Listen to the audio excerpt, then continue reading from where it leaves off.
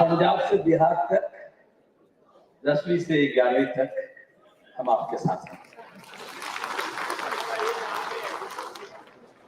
Congress presidium, General Secretary Dipankar Bhattacharya, delegates and guests.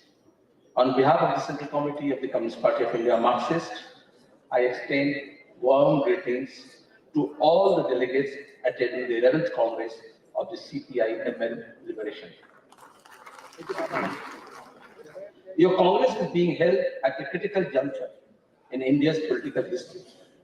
75 years after independence, the country is being ruled by a regime which is aggressively pursuing the Hindutva agenda of the fascist RSS.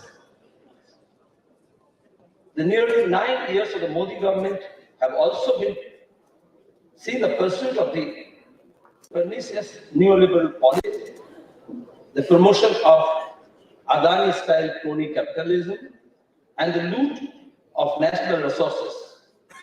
The Hindutva corporate nexus has resulted in the imposition of authoritarianism marked by growing fascistic attacks. The process of implementing the RSS agenda of a Hindutva Rashtra is underway. To accomplish this, the Modi's government is undermining the foundations of the secular democratic constitution. All the institutions under the constitution are sought to be subverted from within. After the Modi government came back to power in the 2019 Lok Sabha elections, the assault on the constitution and democratic rights were intensified.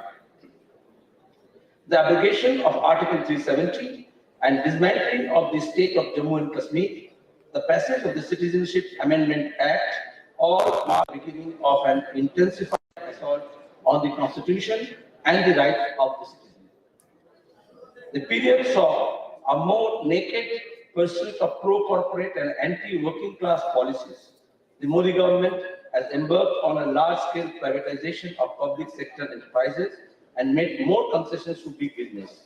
The 4 labor codes, which deprived the vital rights of the working class, were enacted.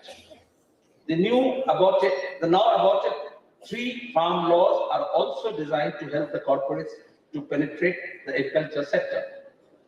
The so-called nationalist Hindutva forces have proved to be the most consistent pro-imperialist forces too.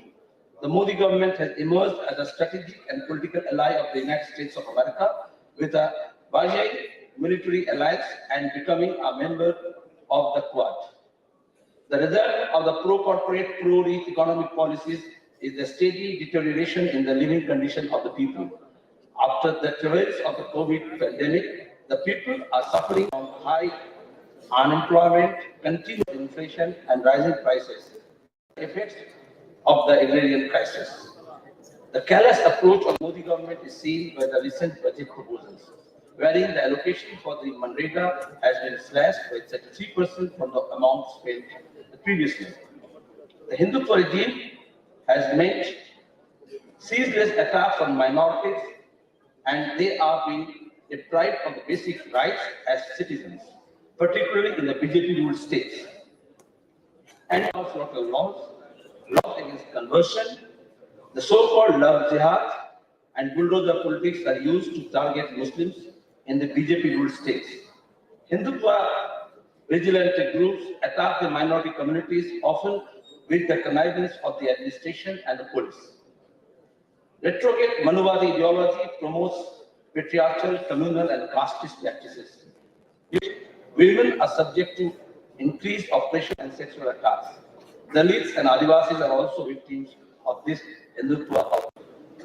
The challenge before the left and democratic forces in India is how to take on the Hindutva corporate nexus and to mobilize all sections of the working people to fight against the assaults of the new liberal policies and at the same time mount a struggle against the Hindutva communal forces. During the second term of the Modi government, there has been growing resistance to the attacks launched by the Modi government on sections of the working people. The anti-CA movement developed as a mass protest against the subversion of the constitution and citizenship, the biggest and most prolonged struggle of the farmers ended in historic victory. Repeal of the 3 farm laws. The working class is constantly protesting against the new labor codes and the privatization drive through a series of general strikes and struggles. Their parties have been active in leading and participating in these various struggles. What is required now is to build more powerful struggles based on the widest unity and united platforms of different sections of the people. The left has the important role of countering ideologically the Hindutva offensive and providing the valuable for uniting all the democratic and secular forces.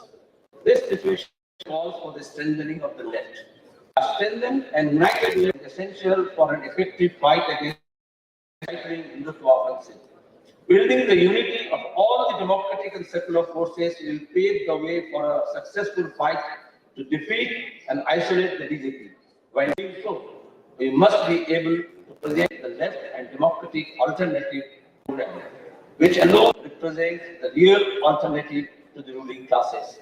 We hope your Congress will discuss on how to strengthen the unity, forge an effective and democratic alternative, and build the widest unity of all democratic and secular forces against the Hindutva regime.